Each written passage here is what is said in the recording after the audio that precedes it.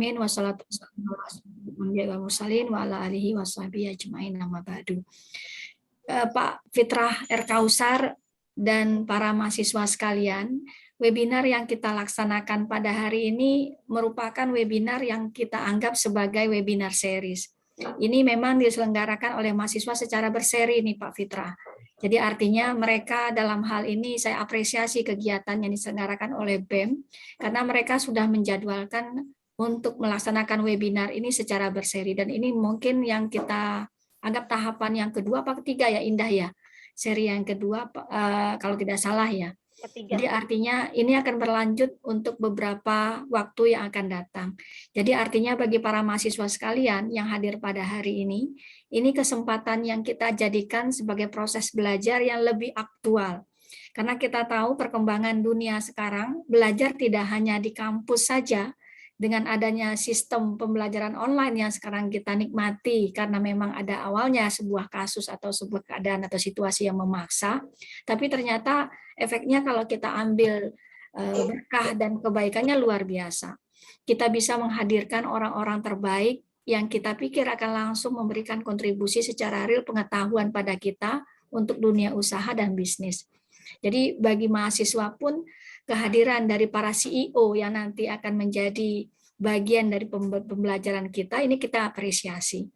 Pak Fitrah hadir bersama kita pada hari ini untuk memberikan pencerahan mengenai inkubator bisnis dan teknologi yang bisa diterapkan di perguruan tinggi. Nah, ini sesuatu.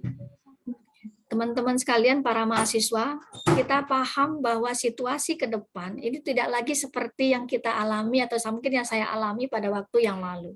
Anda sekarang berhadapan dengan situasi yang luar biasa, penuh dengan yang namanya kompetisi dan sekaligus tingkat uncertainty, ketidakpastian yang tinggi. Apakah kita bisa bertahan atau tidak, hanya kita yang bisa memastikan. Dan dunia sekarang bukan hanya dunia yang sederhana. Walaupun ada semua di hadapan kita, tapi perlu pengetahuan dan hal yang kita jadikan sebagai skill dan keahlian untuk bisa memanfaatkannya. Dunia bisa kita hadirkan di rumah sekarang. Buktinya sekarang kita berhadapan dengan CEO dari PT yang dianggap valid dan bonafit, tapi kita masih berada di rumah kita masing-masing. Mungkin Pak Kausar nanti akan menyampaikan banyak hal pada kita, bahwa tidak hanya kehadiran dalam bentuk layar seperti ini, tapi eksistensi lain yang kita bisa dapatkan. Sekarang kita sudah banyak mendengar banyaknya CEO muda atau banyaknya pengusaha muda yang memulai usahanya hanya dari rumah seperti ini. Jadi artinya teknologi sekarang sudah merupakan bagian yang dianggap sebagai kebutuhan, bukan lagi kemewahan. Jadi kita tidak lagi menganggap itu sebagai sesuatu yang luar biasa, tapi sudah sangat biasa. Dan kami khawatir tidak bisa memberikan pembelajaran itu secara langsung dari kampus saja. Tapi Anda harus berhadapan dengan dunia usaha yang sesungguhnya. Jadi webinar series ini menurut saya ini sungguh satu hal yang luar biasa dan menjadi step atau langkah yang memang harus kita lakukan, dan saya apresiasi pada para mahasiswa untuk sudah melaksanakan acara hari ini. Bahkan kami juga menyesuaikan diri Pak Fitra dalam hal untuk pembelajaran mahasiswa kita di Fakultas Ekonomi, karena kebutuhan mengenai teknologi dan masalah inkubator bisnis dalam dunia era sekarang. Kami bahkan sekarang mewajibkan mahasiswa ikut workshop yang kami sebut dengan private business, Pak. Private business ini menjadikan mereka lebih aware dengan model pelaksanaan operasional bisnis saat ini. Yang kami khawatir itu teorinya nggak ada lagi di buku-buku kami sebelumnya, Pak. Jadi memang kami mendorong mereka untuk bisa eksistensi dengan cara seperti ini. Kami menghadirkan beberapa praktisi yang kami selenggarakan dalam bentuk workshop. Memang untuk sementara kami belum bisa memasukkan dalam kurikulum karena prosesnya itu memang harus mendapatkan yang namanya silabus dan referensi yang banyak. Jadi yang kami lakukan seperti ini memang, Pak. Kemudian ada yang kami sebut sebagai private business, ada yang kami sebut dengan webinar series dalam usaha bisnis, tapi tujuannya tetap sama, menjadikan mahasiswa Fakultas Ekonomi dan Bisnis memang orang yang siap untuk bisnis, Pak. Jadi kalau seandainya nanti ada hal-hal yang kami bisa kerjasamakan dengan para praktisi, dengan perusahaan, dengan jaringan yang Bapak miliki, itu kami akan dengan senang hati untuk bisa memfollow up-nya. Nah, para mahasiswa sekalian, sekali lagi Ini peluang kita, ini proses belajar yang kalian jadikan sebagai situasi yang menguntungkan dan memanfaatkan Bapak Fitrah R. Kausar pada hari ini sebagai narasumber. Tanya pada beliau semua hal yang kalian ingin tahu tentang inkubator bisnis. Dan kalau bisa, Indah mungkin bisa memfasilitasi, jangan berhenti sampai di sini. Pak Fitrah bisa kita jadikan narasumber kita, bisa kita jadikan tenaga ahli kita, bisa kita jadikan sebagai mentor kita. Jadi kalau ke depan mahasiswa tertarik untuk mengembangkan usaha dan inkubator bisnisnya, beliau bisa kita jadikan narasumber untuk kita bisa memfollow up-nya. Jadi artinya sekali lagi saya ucapkan selamat bagi para mahasiswa, saya ucapkan terima kasih pada Pak Fitrah R. Kausar yang sudah bisa bergabung bersama kita, dan kepada teman-teman panitia, sekali lagi terima kasih untuk kesediaan kalian untuk mengadakan acara ini, dan para mahasiswa yang hadir pada saat ini, terima kasih untuk tetap semangat belajar, karena insya Allah kalian adalah bagian dari pengembang dan perubah suasana bangsa ke depan. Jadi bergantung dari semangat kita pada hari ini. Dengan mengucap basmalah, bismillahirrahmanirrahim, dengan resmi Webinar Bisnis Fakultas Ekonomi dan Bisnis Universitas Islam Asy-Syafi'iyah, dengan resmi saya buka. Alhamdulillah. Terima kasih Indah, terima kasih Pak Fitra, dan terima kasih semua. Selamat berwebinar dan insya Allah berkah buat kita semua. Amin. Amin. Amin. Amin ya robbal alamin. Assalamualaikum warahmatullahi wabarakatuh. Waalaikumsalam warahmatullahi wabarakatuh. Terima kasih banyak ya Bu Median udah memberikan sambutan serta membuka acara webinar pagi hari ini. Semoga sehat selalu ya Ibu. Ya, amin. Terima kasih Indah. Untuk acara selanjutnya kita insya Allah masuk ke acara inti nih teman-teman. Udah pada siap ya semua ambil posisi ternyamannya untuk mendengarkan apa yang akan disampaikan oleh narasumber kita. Sedikit saya akan membacakan review narasumber kita, Pak Fitrah R. Kausar. Pak Fitrah R. Kausar adalah seorang praktisi perencanaan, pembangunan, dan pengembangan inovasi. Pak Fitrah aktif dalam program pembangunan Smart City di Indonesia yang menitik beratkan pada pengembangan inovasi pada pelayanan publik. Saat ini Pak Fitrah juga menjalankan beberapa program inkubasi bisnis. Riwayat program kemahasiswaan. Pak Fitrah pernah menjabat sebagai Ketua BEM Fakultas Teknologi Pertanian IPB tahun 2007, penerimaan beasiswa program pengembangan sumber daya manusia strategis NF 2006-2007, finalis PKMT Timnas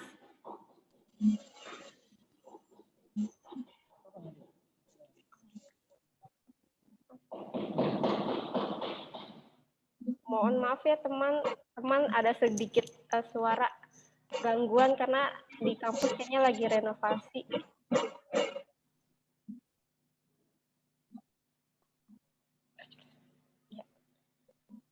Saya lanjut ya teman-teman. Pak Fitrah pun sebagai penerima dana bergulir program pengembangan kewirausahaan mahasiswa RAMP IPB 2010.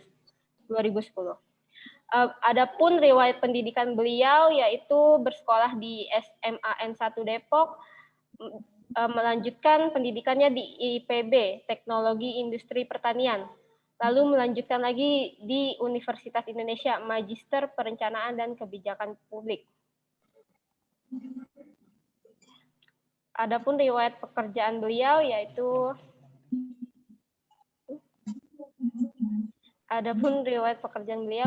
sebagai lead analis, menjadi project manager, lead consultant, staf ahli di PEPPS atau PEPPD Bappenas 2011 sampai dengan 2020. Menjadi pembimbing program Gerakan Smart City di Kementerian Kominfo RI 2017 sampai dengan sekarang. Sebagai Chief Operating Officer City Asia Incorporate, menjadi dosen Prodi Manajemen FEB, Institut Digital Business Indonesia, dan menjabat sebagai konsultan pengembangan organisasi di beberapa kementerian dan pemerintah daerah. Sangat luar biasa sekali ya teman-teman riwayat pendidikan, riwayat pekerjaan dari narasumber kita pada hari ini. Mari kita sama-sama sapa yuk teman-teman yuk. Selamat pagi Pak Fitrah. Selamat pagi Kak Indah. Alhamdulillah bisa bergabung dengan kami ya Pak pagi hari ini untuk memberikan ilmunya, pengalamannya. Semoga berjalan dengan lancar ya Pak ya. Amin. Terima kasih. Sehat-sehat ya Undangannya. udah siap nih Pak ya untuk memberikan materi kepada teman-teman semua. Ya, insya Allah. Bismillah. Ya udah. Kepada Bapak Fitrah R. Kausar kami silahkan. Baik, terima kasih Indah. Yang saya hormati Ibu Dekan FEB Universitas Islam Asy-Syafi'iyah, Ibu Dr. Median. Yang saya hormati teman-teman semua dari Universitas Islam Asy-Syafi'iyah maupun dari mungkin ada peserta dari ini ya, kampus lain juga mungkin ya, gitu ya. Terima kasih banyak atas kehadirannya. Assalamualaikum warahmatullahi wabarakatuh. Waalaikumsalam warahmatullahi wabarakatuh. Terima kasih juga sudah diundang di kegiatan webinar ini dan mudah-mudahan kita bisa kolaborasi terus ya. Bisa kolaborasi, bisa saling mendukung ya, saling menyokong begitu. Apa-apa yang bisa saya support, mudah-mudahan saya bisa bantu support dan nanti mudah-mudahan teman-teman juga bisa ambil pelajaran dari pengalaman yang saya punya begitu ya. Dan begitu juga sebaliknya. Baik, pagi hari ini saya izin share screen saya, teman-teman ya. Sudah kelihatan? Kelihatan. Sudah kelihatan ya? Sudah. Baik, oke, terima kasih banyak. Jadi hari ini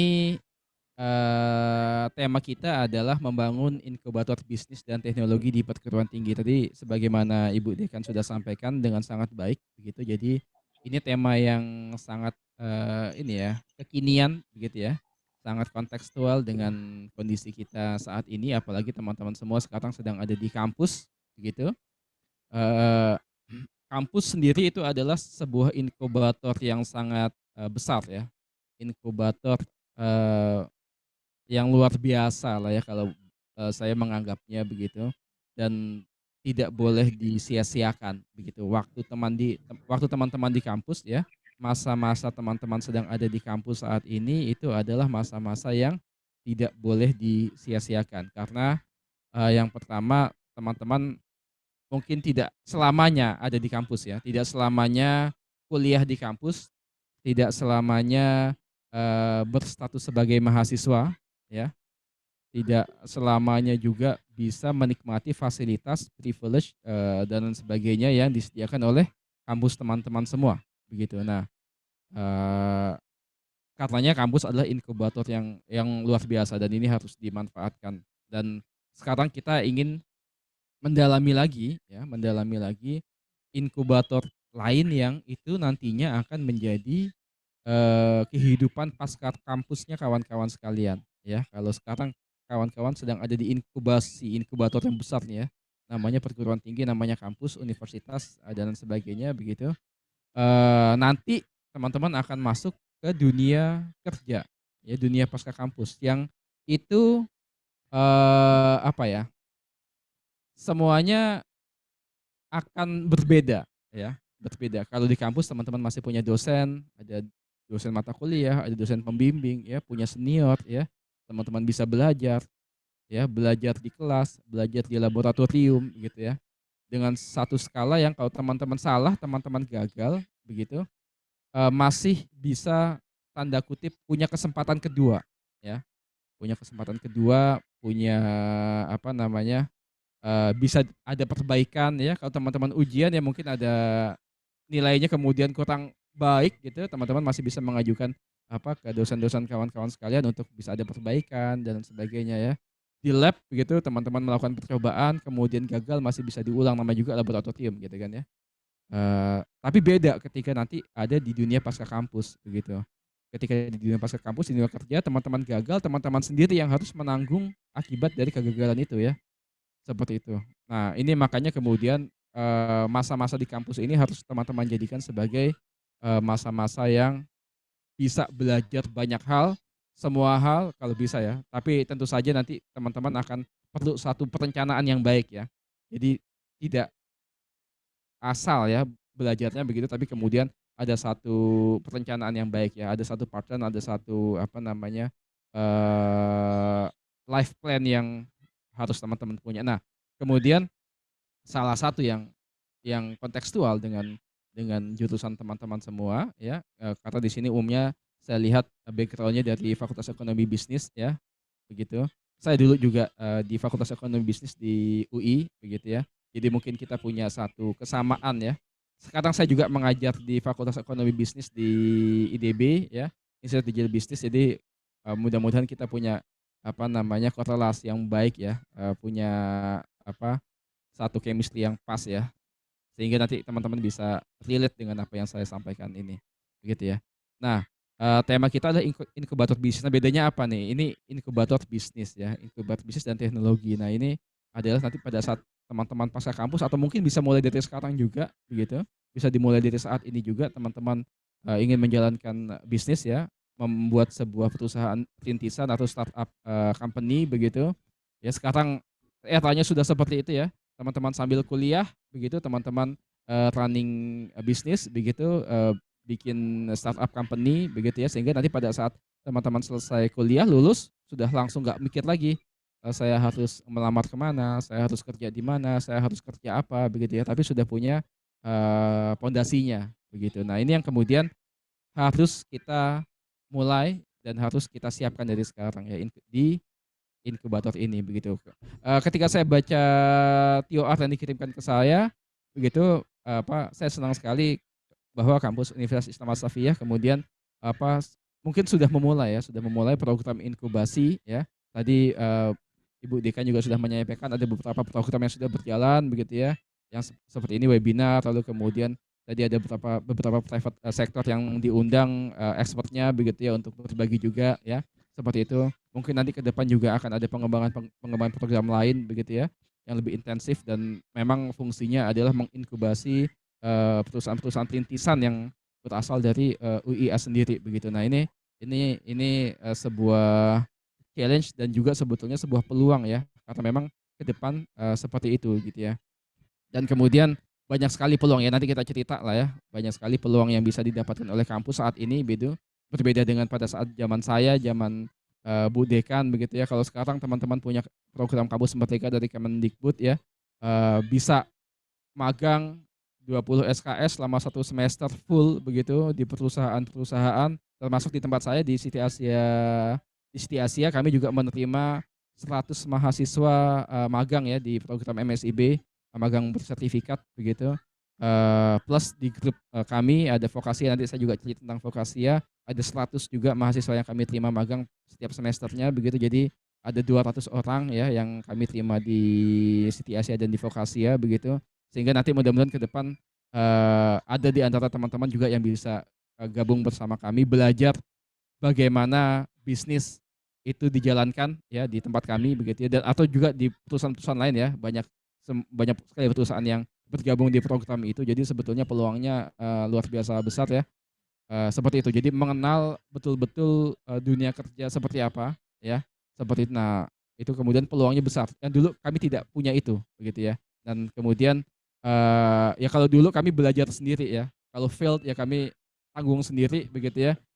Kita mungkin mentor-mentor kami dulu adalah senior-senior kami yang memang mereka juga mencoba, failed, gagal, mencoba lagi, failed lagi, mencoba lagi, begitu sampai kemudian menemukan pola begitu ya. Dan kemudian di generasi saya begitu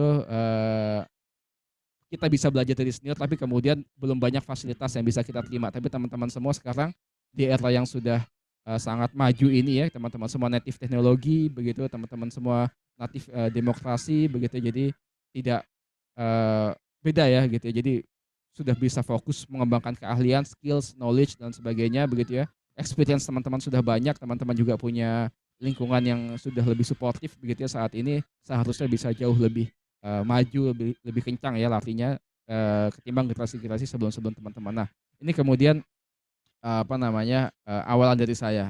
Tadi Kak Indah sudah menyampaikan, memperkenalkan saya begitu.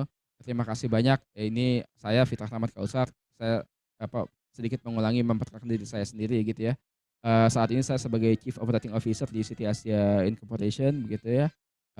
Sekaligus juga sebagai dosen di program studi manajemen di Institut Digital Business Indonesia di Cilengsi begitu. Kemudian juga sekaligus konsultan di beberapa kementerian dan lembaga juga pemerintah daerah begitu ya untuk program-program pengembangan organisasi, pengembangan inovasi, pengembangan kelembagaan gitu ya. Seperti itu dulu saya sekolah, kata teman-teman semua di sini saya lihat backgroundnya banyak mahasiswa ya. Jadi masih relate kalau saya masukkan di sana dulu SMA saya di Depok ya, SMA 1 Depok. Kemudian saya kuliah di IPB Teknologi Industri Pertanian. Nah, pada saat saya di IPB saya menjalankan mengikuti beberapa program ya kemahasiswaan ya. Di organisasi saya ikut BEM, kemudian ada beberapa beasiswa prestasi yang saya terima juga selama saya berkuliah di Bogor begitu. Ada beberapa program kompetisi ya kemahasiswaan, PKM itu program aktivitas mahasiswa bidang penerapan teknologi. Teman-teman mungkin juga sekarang sudah tahu ya, ada namanya PIMNAS begitu kan, setiap tahun dilaksanakan. Saya menjadi finalis di PIMNAS ke-19 waktu itu di UMM di Malang begitu. Lalu kemudian juga pada saat saya mau lulus kuliah itu saya juga menjadi penerima ada program pengembangan kewirausahaan mahasiswa begitu, program pengembangan kewirausahaan mahasiswa dalam bentuk dana bergulir dilaksanakan oleh RAMP IPB begitu. Pada saat itu saya juga menjadi bagian dari program itu. Jadi alhamdulillah saya sangat bersyukur saya pernah mengikuti beberapa inkubator di kampus pada saat itu ya, inkubator kepemimpinan, inkubator kewirausahaan dan bisnis ya, inkubator di bidang keilmiahan begitu. Jadi cukup punya sense gitu ya ketika nanti berbagi dengan teman-teman terkait dengan program-program inkubator di kampus ya begitu. Dan nanti saya juga akan cerita mungkin sebetulnya sudah saya bersama City Asia start beberapa program inkubasi ya untuk beberapa startup gitu di 2019, dan di tahun ini juga ada beberapa startup yang saya dan beberapa rekan saya, beberapa partner saya mulai ya di tahun ini begitu ya. Nanti saya akan cerita juga. Gitu. Oke, saya akan masuk ke materi saya. Karena tema besar kita sekarang adalah inkubator bisnis ya teman-teman semua. Inkubator bisnis, kita perlu tahu dulu nih inkubator itu artinya apa ya. Kata inkubator ya, karena kok dijadiin sebagai judul besar kita, inkubator bisnis ya. Kalau kita coba lihat di kamus KBBI, Kamus Besar Bahasa Indonesia, inkubator itu ya artinya yang pertama ada 3 definisi di sana. Yang pertama adalah perkakas yang dipanasi dengan aliran listrik dan sebagainya dipakai untuk mengerami atau menetaskan telur ya. Itu inkubator itu artinya itu. Jadi alat untuk menetaskan telur. Ya, ketika induk telur itu induknya si telur itu ya, apakah unggas, ayam, bebek, angsa dan sebagainya atau yang lainnya begitu tidak memiliki kondisi yang tidak bisa menetaskan telur itu ya, begitu ya, sehingga butuh dibantu dengan alat bantu yang namanya inkubator. Atau yang kedua adalah perkakas ya, perkakas ini atau mesin ya atau alat ya untuk memanaskan bayi yang lahir sebelum waktunya atau prematur ya. Alat itu biasa dikenal sebagai inkubator bayi begitu ya.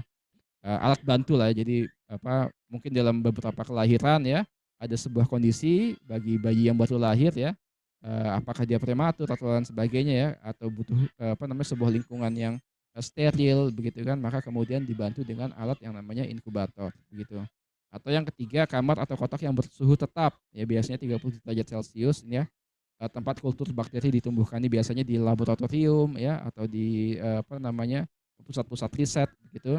Untuk menumbuhkan kultur bakteri maka butuh satu alat chamber atau kotak begitu ya, yang itu fungsinya bisa menumbuhkan mikroorganisme begitu. Jadi intinya adalah inkubator itu ya dipakai untuk menetaskan telur ya, tanda kutip gitu, atau melahirkan, membantu dalam proses bayi yang baru dilahirkan tapi kemudian butuh kondisi yang bisa mensupport dia begitu. Nah, ini adalah inkubator. Lalu kemudian begitu juga dengan inkubator bisnis ya.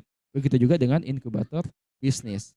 Jadi suatu program ya atau suatu tempat ya atau suatu wahana ya, sebuah fasilitas ya yang digunakan dimanfaatkan untuk tadi menetaskan telur-telur atau bayi-bayi bisnis baru begitu ya. Kenapa kemudian membutuhkan inkubator, sebuah startup bisnis atau bisnis rintisan membutuhkan sebuah inkubator? Karena kita berharap bisnis tersebut ya, bisnis tersebut lahir begitu dengan kualitas yang baik ya, sebagaimana telur atau bayi itu ketika kita tempatkan di sebuah inkubator, kita berharap hasilnya juga akan baik begitu ya. Hasilnya baik, tidak ada kekurangan begitu. Begitu juga dengan bisnis ya. Selain itu apa? Mungkin ada kondisi-kondisi tertentu yang memang itu dibutuhkan ya bagi sebuah startup bisnis sehingga dia bisa cukup punya apa namanya supporting system di awal-awal masa pertumbuhan atau masa kelahiran dari bisnis itu ya. Eh ya tentu saja ketika teman-teman memulai bisnis ya begitu ya, apalagi kawan-kawan ya sekarang masih mahasiswa begitu ya, ingin memulai bisnis begitu, ingin memulai bisnis, kita punya keterbatasan biasanya ya, teman-teman, atau para pelaku usaha startup ya yang itu masih di masa-masa awal begitu, apakah masih di kampus, apakah baru, lulus begitu ya, punya apa, masalahnya apa biasanya? Masalahnya di pengalaman, masalahnya di pengetahuan, di, penguasaan terhadap lapangan ya, penguasaan medan begitu kan, yang itu, belum apa, belum banyak teman-teman miliki begitu ya. Beda dengan mereka yang sudah menjalankan bisnis tahunan, puluhan tahun, bahkan ya mereka sudah tahu apa, bahasanya asam garam dalam, bisnis begitu ya. Jatuh, bangun, kegagalan, keberhasilan begitu kan, kerugian, keuntungan mereka sudah pernah merasakan itu begitu ya. Nah, pun ada orang-orang yang apa namanya, ya tadi selain wawasan punya support yang baik ya, misalkan dari sisi modal dan lain sebagainya, karena memang berasal dari keluarga yang background-nya, apa namanya, pengusaha begitu, mungkin punya, sebuah lingkungan pembelajaran yang sudah lebih panjang begitu kan ya. Tapi berbeda, tidak semua orang punya kesempatan itu, tidak semua orang punya privilege itu begitu ya. Maka kemudian, dibutuhkan inkubator. Kenapa? Karena semua orang punya hak ya untuk bisa memulai usahanya sendiri ya, kalau memang itu bagian dari life plan-nya dia.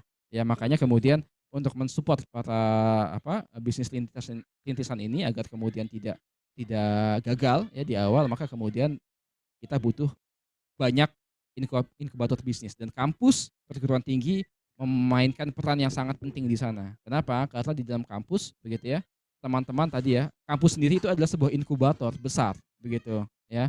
Kampus sendiri itu adalah sebuah inkubator besar, di dalamnya ada berbagai macam program-program ya sesuai dengan apa, apa, keinginan teman-teman ya, sesuai dengan, kesenangan teman-teman, teman-teman ingin belajar apa dan sebagainya, bisa teman-teman lakukan di, kampus begitu. Nah, inkubator bisnis bagian yang penting untuk kemudian juga dimiliki oleh perguruan tinggi begitu, sehingga teman-teman nanti calon-calon entrepreneur, calon-calon, wirausahawan, calon-calon, pengusaha begitu ya, calon-calon, apa, pemimpin-pemimpin bisnis begitu, itu memang bisa ditemukan dan bisa dilahirkan dari kampus gitu ya. Nah itu yang kemudian, kenapa inkubator menjadi sangat penting untuk kita punya ya di kampus, dan teman-teman semua bisa juga seharusnya memanfaatkan itu, ya seperti itu. Nah, ini ada beberapa contoh indikator di Indonesia yang sudah berjalan dengan, apa namanya, cukup, baik ya. Ini ada beberapa juga di luar sih ya. Jadi kalau di Indonesia itu ada namanya yang swasta ya, yang swasta ini yang di atas ya, Indigo, Cubic, atau, Erdu begitu ya. Indigo ini punyanya Telkom ya. Telkom punya program Indigo, ini apa namanya, menginkubasi startup-startup gitu ya. Biasanya sih di bidang teknologi begitu. Ada juga Cubic ini di Bandung ya, base-nya. Ini juga, menginkubasi apa namanya, startup-startup di bidang teknologi begitu. Ada juga Erdu, kalau Erdu ini di Surabaya, basisnya komunitas begitu ya.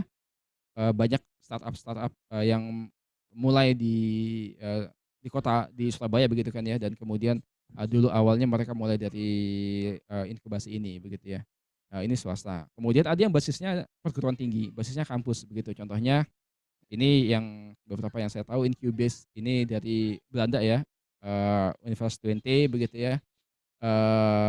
Mereka punya satu program inkubasi namanya Incubase atau di IPB di kampus saya dulu, sekarang beberapa waktu ke belakang ya, mendirikan yang namanya Incubi begitu ya. Jadi inkubasi untuk bisnis juga begitu untuk mahasiswa maupun alumninya begitu ya, dan ada juga di Bandung ya, ITB punya namanya LPIK ya, ini juga inkubator, program inkubator yang diselenggarakan oleh kampus ya, atau yang diselenggarakan oleh pemerintah, kementerian ya. Di Kementerian Kominfo itu ada namanya startupstudio.id ya, ini juga program inkubasi begitu, dilaksanakan oleh Kementerian Kominfo, terbuka untuk startup siapapun begitu ya. Mungkin ada beberapa persyaratannya begitu kan ya, untuk bisa gabung di sana ya. Dan sebetulnya masih banyak ya program-program inkubasi baik yang diselenggarakan oleh swasta begitu, kampus ya, perguruan tinggi ataupun lembaga-lembaga pemerintah begitu ya. Tadi di CV saya menyebutkan kalau saya juga bagian dari saya aktif ya di program Smart City di beberapa kabupaten kota begitu. Yang saya tahu juga yang saya dampingi begitu ya, saya sebagai pembimbingnya begitu, ada di Kabupaten Blitar itu mereka punya program inkubasi juga ya. Jadi mereka punya hub kreatif hub begitu di sana. Kemudian itu sekaligus dijadikan sebagai co-working space begitu, pemerintah daerahnya, pemerintah kabupatennya menyelenggarakan program-program pelatihan, pendampingan ya, seperti itu ya. Di Semarang juga ada, di Surabaya ada, di DKI Jakarta saya rasa juga ada ya, di Jakarta Smart City itu ya, seperti itu. Jadi banyak sebetulnya peluang-peluang bagi teman-teman saat ini yang sedang merintis usaha begitu, agar kemudian tidak tanda kutip belajar sendiri ya, tidak terlalu memulai dengan risiko yang besar begitu ya, karena tadi ya kekurangan wawasan dan sebagainya. Teman-teman bisa gabung di banyak program ini, dan ketika nanti UIA punya program inkubasi ini makin besar lagi peluangnya buat kawan-kawan semua begitu kan. Nah, seperti itu. Oke, saya lanjutkan ya. Nah, ini peran penting perguruan tinggi membangun inkubator bisnis ya di masing-masing kampusnya apa? Ya, apa yang harus dilakukan oleh perguruan tinggi dalam program inkubasinya ya, inkubasi bisnis begitu ya. Yang pertama adalah agar kemudian para calon-calon entrepreneur, calon-calon pengusaha ya, atau bahkan yang sudah memulai usaha rintisannya di kampus ya, itu kemudian bisa menemukan 6 poin ini ya. 6 poin ini yang menjadi sangat krusial bagi sebuah bisnis gitu ya. Sangat krusial bagi sebuah bisnis ya. Yang pertama adalah tentang visi bisnis ya. Ada orang yang memulai bisnisnya ya, setiap orang punya visi masing-masing ya dalam bisnis begitu kan ya. Ada yang memang ingin menjadi kaya raya dari bisnisnya, tidak salah juga karena memang bisnis ini berhubungan sama profit gitu ya, berhubungan sama keuangan, sama benefit secara material dan sebagainya begitu kan. Tapi ada juga yang tidak terlalu mengejar aspek-aspek profitnya, tapi lebih pada aspek-aspek dampaknya begitu kan ya, manfaatnya secara sosial begitu dan sebagainya ya. Ada yang balancing antara keduanya begitu kan ya, dan banyak lagi gitu ya, visi atau motivasi orang ketika memulai bisnis. Nah, disinilah kemudian sebuah program inkubator ya di perguruan tinggi harus mampu membentuk ya sebuah visi yang berdampak ya dari setiap program, dari setiap peserta atau startup ya, calon-calon pengusaha yang bergabung di program tersebut begitu ya. Jadi visinya selain kemudian memang untuk menghasilkan profitabilitas ya, kemudian menjadi perusahaan yang besar, tapi kemudian juga ada dampaknya ya. Dampaknya dari sisi apa? Macam-macam ya. dari sisi lingkungan, dari sisi pengembangan teknologi, sisi inovasi ya, sisi sosial begitu kan ya, dan lain sebagainya ya, macam-macam ya. Jadi visi bisnis yang berdampak itu adalah hal yang penting untuk dilakukan pertama kali ya, ketika sebuah program inkubasi itu dilakukan. Nah, teman-teman juga ketika nanti punya rencana, punya bisnis plan gitu ya, maka kemudian harus juga punya visi yang berdampak begitu. Ya karena visi ini yang nanti akan menentukan kemana jalan bisnisnya teman-teman semua. Kalau sampai teman-teman tidak punya visi ya, atau visinya sangat lemah begitu ya, maka kemudian akan wajar ya di tengah jalan teman-teman akan terombang-ambing, kemudian tidak jelas arah pengembangannya kemana begitu kan, seperti itu ya. Lalu kemudian yang kedua adalah apa? Menciptakan kepemimpinan dan tim yang solid. Ini yang kemudian hal yang sulit ya, hal yang sulit, bahkan bisnis yang sudah berjalan tahunan begitu, kemudian masih punya masalah di hal ini ya, di leadership dan tim begitu. Kenapa? Karena ketika sebuah bisnis tidak bisa menemukan leadership ya dan tim yang solid ya, maka kemudian mungkin usianya tidak akan bisa bertahan lama. Kenapa? Karena ya bongkar pasang tim begitu ya, tidak ada orang yang bisa mendirect timnya begitu kan ya, seperti itu. Ini yang kemudian kita temukan ya dalam banyak usaha-usaha rintisan begitu, tim yang tidak solid ya dan leadership yang lemah ya, begitu ya. Jadi konflik tidak bisa diselesaikan dan sebagainya begitu ya. Lalu kemudian yang ketiga adalah membentuk bisnis model yang handal. Nah, ini adalah hal yang harus bisa dilakukan oleh program inkubator ya. Program inkubasi begitu di perguruan tinggi, membentuk bisnis model yang handal ya. Beda antara seorang yang punya pengalaman ya di dunia bisnis ya dengan para pelaku usaha pemula begitu ya. Bedanya apa? Bedanya di wawasan tadi ya. Wawasan terhadap lapangan yang itu nantinya akan bisa menciptakan sebuah bisnis model begitu ya. Kita teman-teman pasti belajar dari mana? Dari buku, dari kuliah begitu kan ya, dari banyak baca artikel, majalah begitu kan ya. Seperti itu. Dari sana kemudian teman-teman mungkin punya ide begitu kan. Seperti itu ya. Tapi tidak semua orang sempat melakukan itu. Ya, tidak semua orang sempat melakukan itu, atau kemudian ada yang memang bisa belajar dengan cepat, bisa menyerap informasi dengan baik begitu ya. Sehingga kemudian bisa menciptakan ide-ide kreatif yang sangat luar biasa yang belum terfikirkan oleh orang sebelum-sebelumnya ya, atau terfikirkan oleh orang lain begitu ya. Tapi tidak semua orang bisa melakukan itu. Begitu kan ya. Makanya kemudian agar terjadi sebuah pengembangan bisnis model yang bagus begitu, maka perlu ada wahana, ada saluran di mana kita bisa sharing tentang ide-ide itu, tentang bisnis model yang apa bisnis model yang bisa dijalankan gitu ya. Seperti itu, nanti ya kita cerita banyak gitu ya. Seperti itu yang ketiga. Yang keempat adalah sebuah program inkubasi begitu, itu juga penting untuk apa? Untuk memastikan ya setiap usaha rintisan yang berjalan ya di inkubasi tersebut begitu menghasilkan produk yang mampu bersaing ya, menghasilkan produk yang mampu bersaing begitu. Banyak ya, saya tidak bilang produk yang berkualitas, produk yang bagus gitu ya, produk yang mahal begitu kan ya.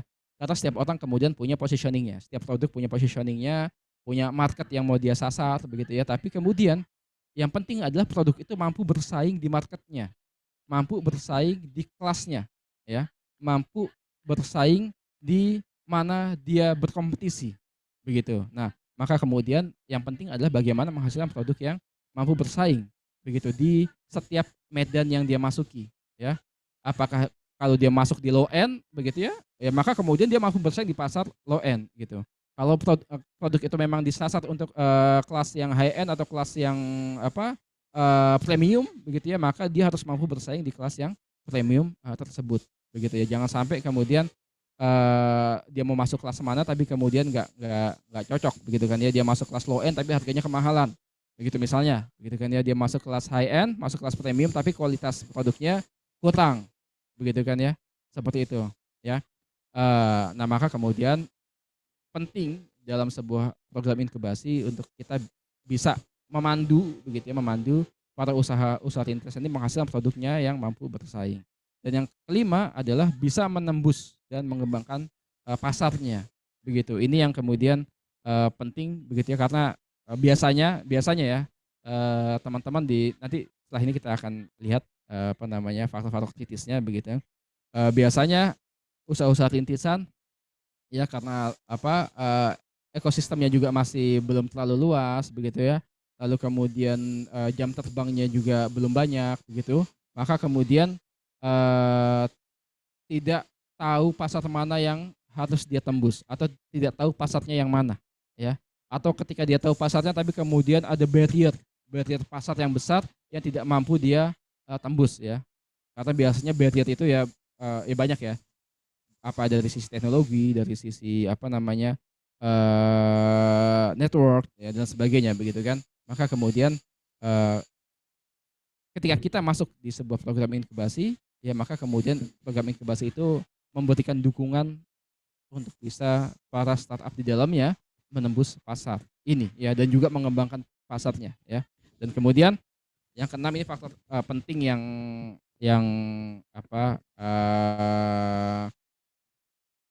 menjadi sangat krusial ya dalam sebuah usaha rintisan, yaitu adalah pembiayaan atau modal kerja ya, modal ya. Ini yang kemudian penting, masalah finansial begitu. Nah, nanti saya cerita begitu kan ya. Nah ini saya lanjutkan cerita saya begitu.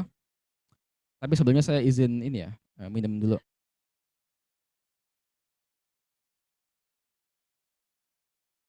Oke. Saya lanjutkan teman-teman semua. Oke. Titik kritis sebuah usaha rintisan ya, atau usaha-usaha yang berada dalam masa inkubasi begitu ya.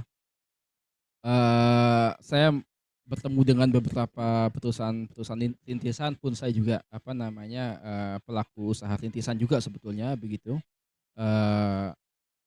Jadi kita bisa saling sharing gitu kan ya. Nah ini adalah masa-masa atau crucial atau critical point begitu dalam sebuah usaha rintisan. Yang pertama adalah visi dan tim yang belum solid dan kokoh.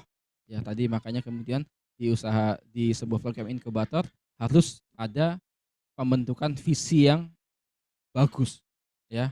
Nah, kenapa? Karena di masa-masa awal sebuah usaha rintisan biasanya selalu bermasalah dengan ini, dengan visi dan tim yang belum solid dan kokoh. Kenapa?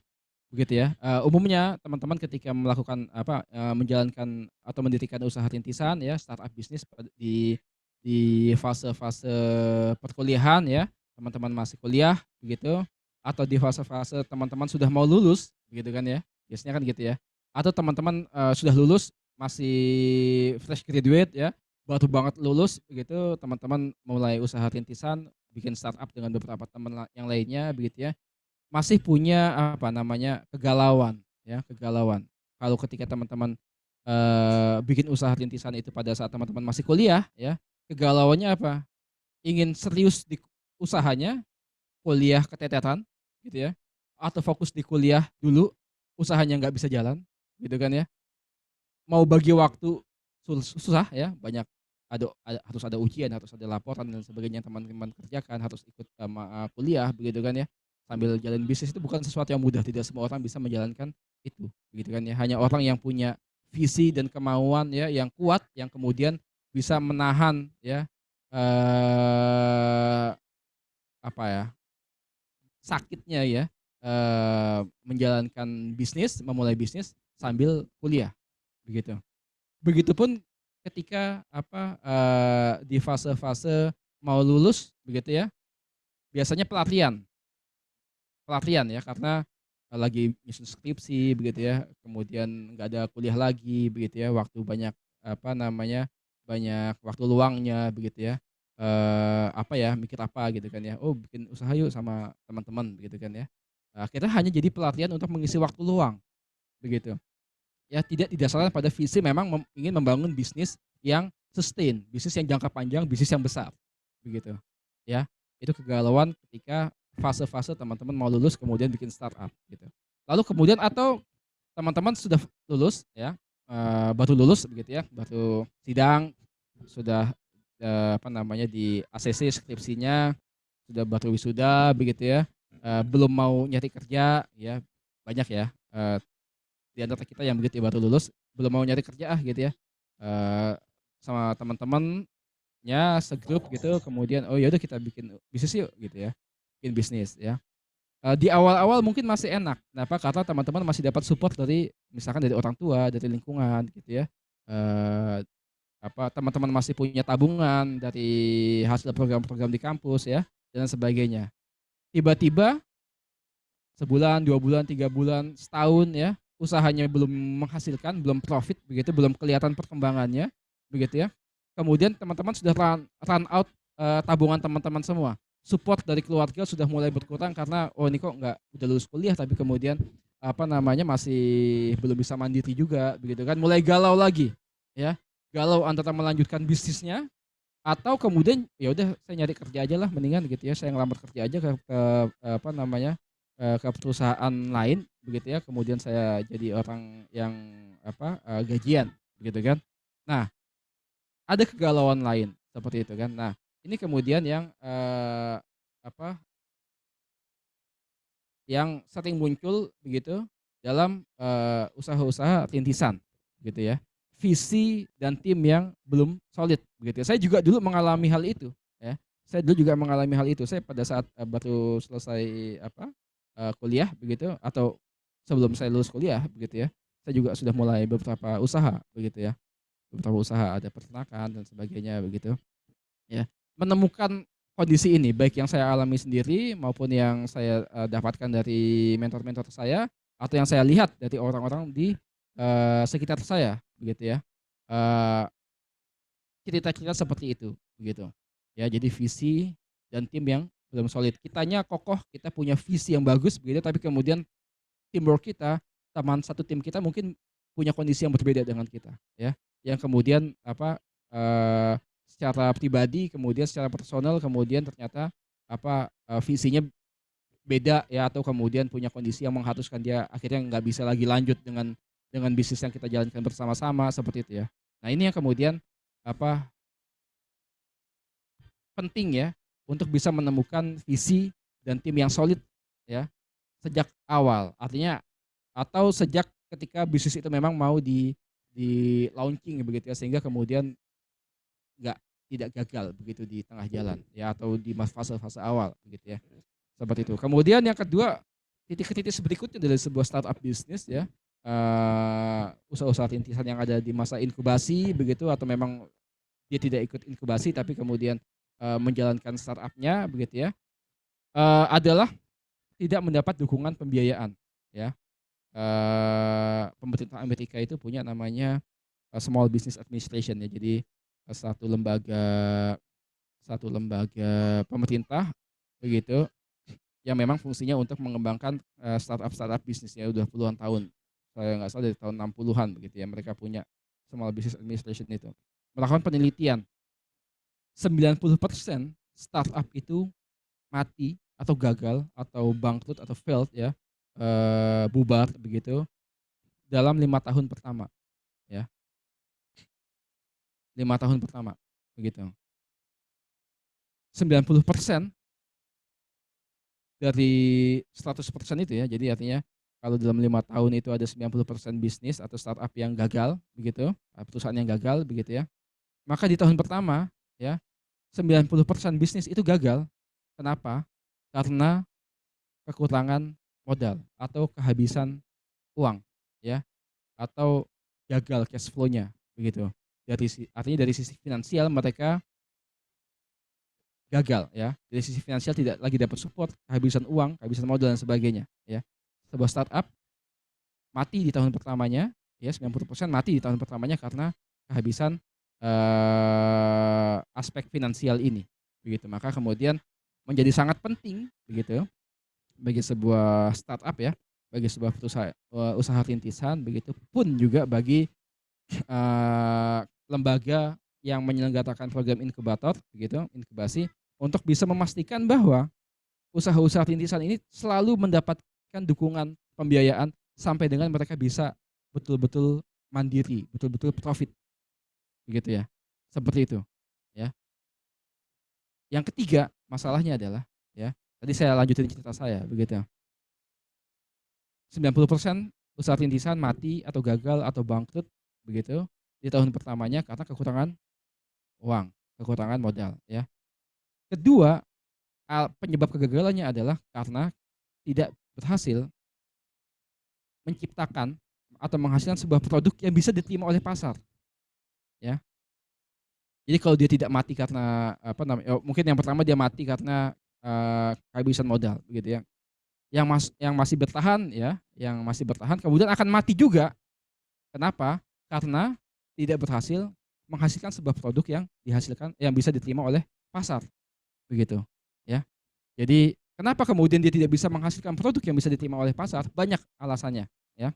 Karena risetnya kurang, gitu ya. Jadi menghasilkan produk, menciptakan sebuah produk based on hanya berdasar pada pandangan dari si founder usaha, si founder bisnis, si pendiri perusahaan, begitu ya. Ya, kayak misalkan saya nih, saya bikin perusahaan, gitu kan ya. Saya mau bikin apa ya produknya ya? Produknya mau bikin fashion ya, misalkan ya fashion ya. Saya mau bikin usaha fashion gitu. Lalu kemudian produk yang saya hasilkan adalah baju kaos ya. Baju kaos ya. Karena saya suka kaos yang polos begitu, nggak banyak tulisannya gitu kan ya. Warnanya agak gelap gitu ya. Kayak saya pakai sekarang gitu ya. Maka kemudian kaos yang saya hasilkan adalah yang seperti itu ya. Saya menghasilkan kaos t-shirt gitu yang polos, warnanya gelap gitu kan ya. Kemudian itu saya jual ya. Saya tidak meriset pasar sukanya apa ya. Saya meriset diri saya sendiri ya. Padahal pasar saya bukan diri saya sendiri ya. Kalau saya menjual produk itu ya, maka yang beli hanya saya dan orang-orang yang seperti saya. Yang saya nggak tahu jumlahnya ada berapa banyak, ya kan? Saya tidak tahu jumlahnya ada berapa banyak. Kalau banyak ya saya beruntung, maka akan banyak yang beli produk saya. Tapi kalau sedikit dan bahkan sangat sedikit atau nggak ada, maka nggak ada yang beli produk saya. Begitu ya, seperti itu. Nah, salah satu alasan produk kemudian gagal karena ya tadi dia kurang riset, begitu ya, kurang tahu pasar maunya apa, begitu ya, kurang tahu produk pesaing ya. Ketika saya jual, begitu misalkan tadi ya t-shirt yang saya jual, begitu, saya kasih harga 200.000 misalkan, begitu kan ya. Berarti lumayan menengah ke atas lah dari sisi produknya, begitu kan ya, untuk menengah ke atas, begitu. Tapi kemudian pasar yang suka seperti itu adalah pasar yang low end ternyata, begitu ya. Yang harga itu tidak masuk di kemampuan atau daya beli mereka, ya. Pasarnya ada, marketnya ada, tapi saya salah masuk, ya. Akhirnya gagal juga, tidak bisa diterima di pasar yang menjadi positioning dari si produk itu, begitu kan?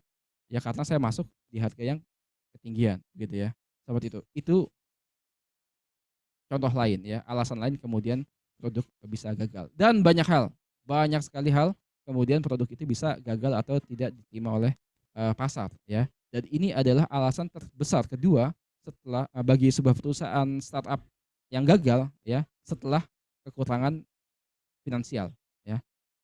Seperti itu. Ada banyak lagi ya alasan-alasannya begitu kan ya, tapi biasanya kalau yang selanjutnya begitu ya, itu biasanya alasan-alasan yang kurang tidak signifikan lah ya terjadi case-nya begitu ya.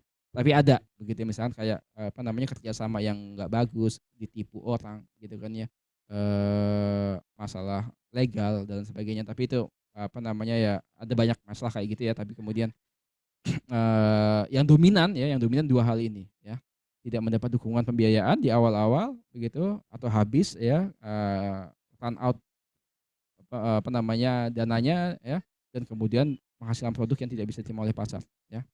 Lalu kemudian ini juga yang keempat ya, yang keempat titik kritis kemudian sebuah perusahaan startup itu gagal apa? Biasanya kita ketika di awal-awal ya, apalagi teman-teman basicnya adalah dari kampus ya, mahasiswa begitu ya, yang punya apa namanya punya satu bekal atau kapasitas akademik ya, kapasitas teoritis yang baik, yang bagus begitu ya. Masalahnya apa biasanya di kita ya, di orang-orang yang apa namanya secara akademik bagus begitu ya. Masalahnya adalah biasanya kita terlalu fokus pada hal-hal yang sifatnya teknis ya, produksi gitu ya. Kita mau ini teknologinya bagus ya, teknologi apa yang dipakai, tekniknya apa, metodenya apa gitu kan ya. Kurang memperhatikan itu penting untuk diperhatikan begitu ya. Itu penting untuk diperhatikan. Kita mau pakai teknologi apa, kita mau pakai mesin apa, mau pakai alat apa ya. Kita mau pakai sistem apa begitu ya. Seperti itu. Itu penting ya. Tapi kemudian kita kurang memperhatikan aspek-aspek bisnis yang lain ya. Aspek-aspek sosial gitu ya, masyarakat sukanya apa, gimana cara kita membranding apa namanya produk kita, perusahaan kita begitu kan ya, apa namanya bagaimana cara masuk ke satu demografi pasar tertentu begitu ya, bagaimana jualan ke satu kelompok tertentu begitu ya, yang itu mungkin beda dengan kultur yang kita biasa jalani di kehidupan kita gitu kan ya. Apa namanya, kita mau masuk ke daerah lain gitu ya, di sana punya nilai, punya norma, punya value, punya budaya yang berbeda dengan budaya di tempat kita tinggal gitu ya. Gimana caranya masuk ke sana, yang itu kemudian apa jarang-jarang kemudian kita kita apa perhatikan ya. Kita terlalu fokus pada teknik di produknya, tapi kemudian di aspek-aspek non teknis itu yang kemudian kita kurang perhatikan. Nah, ini yang kemudian biasa terjadi dalam perusahaan-perusahaan rintisan. Dan kemudian yang kelima adalah tidak berani keluar dari zona nyaman. Nah, ini yang biasa terjadi di perusahaan-perusahaan yang akhirnya gagal besar. Gagal menjadi besar, gagal menjadi apa namanya perusahaan yang maju begitu ya. Padahal dia sudah punya basic yang bagus ya. Secara visi bagus, timnya solid begitu kan ya. Dukungan pembiayaan ada, produk yang diterima oleh pasar begitu kan. Dari sisi teknis maupun non teknis dia menguasai begitu. Tapi kemudian gagal untuk besar, kenapa? Karena tidak berani keluar dari zona nyaman. Ya, zona nyaman itu banyak hal. Ya, zona nyaman itu banyak hal. Misalnya yang paling gampang adalah tempat kita tinggal, tempat domisili kita. Begitu. Itu adalah sebuah zona nyaman yang kita miliki, ya, teman-teman semua ya. Saya tinggal di Depok nih. Saya lahir dan besar di Depok ya. Saya lahir dan besar di Depok, begitu. Buat saya, kota Depok ini adalah kota yang menjadi zona nyaman buat saya. Ya, saya kalau mau pindah, gitu ya, misalkan kemana begitu ya, itu bukan sesuatu yang mudah, ya, bukan sesuatu yang mudah. Kenapa? Karena saya harus mulai dari awal dan lain sebagainya. Ya, padahal misalnya begitu ya, misalnya begini. Ada faktor-faktor produksi dari usaha yang saya jalankan itu ternyata tidak ada di Depok, adanya di tempat lain ya. Adanya misalkan di Bandung begitu ya. Saya misalkan menjalankan usaha tadi fashion contohnya gitu kan ya. Saya ingin menjalankan usaha fashion gitu ya. Faktor penting dari sebuah bisnis fashion itu apa? Bahan baku. Bahan baku apa? Tekstil ya. Bahan baku tekstil ya, kain dan sebagainya. Kemudian yang kedua apa? Penjahit ya, penjahit gitu ya. Yang itu mungkin banyaknya ada di Bandung, di daerah sana ya, Cimahi, kemudian apa namanya Garut begitu ya. Di sana banyak pabrik tekstil yang bagus-bagus, biayanya harganya murah ya. Di sana kalau mau bahan baku kulit dan sebagainya di Garut banyak dan harganya murah ya. Penjahit-penjahit di sana banyak yang bagus-bagus dan harganya murah begitu kan ya. Kalau saya tidak berani keluar dari zona nyaman saya tinggal di Depok, kemudian apa namanya saya tetap mempertahankan ego saya terhadap status quo yang saya jalani saat ini begitu ya, memaksakan basis produksi saya ada di sini ya, saya akan kalah bersaing dengan usaha-usaha rintisan sejenis ya, yang itu bisa mendapatkan akses bahan baku, penjahit dan sebagainya yang jauh lebih murah ya, sehingga mereka bisa jual di harga yang bisa lebih diterima oleh pasar, begitu ya. Itu contohnya. Atau yang kedua ya, atau yang kedua ya, teman-teman berasal dari daerah nih misalnya ya gitu ya. Teman-teman mungkin di sini yang asalnya dari daerah gitu, tinggalnya di mana, ya bukan artinya di luar Jabodetabek ya misalkan gitu ya. Di Surabaya, di Malang, itu juga kota-kota besar ya, Makassar gitu ya, di Medan atau di apa namanya, di tempat di kabupaten di tempat lain begitu kan ya, di Jawa Timur, di Sulawesi begitu ya. Teman-teman sudah berhasil nih misalkan ya, menjadi usaha yang cukup menjalankan bisnis yang cukup maju di daerah tersebut ya. Teman-teman sudah cukup maju misalkan di Surabaya contohnya begitu kan ya, sudah bagus nih ya. Teman-teman untuk bisa menjadi lebih maju harus men-scale up ya, apa namanya, pasarnya ya.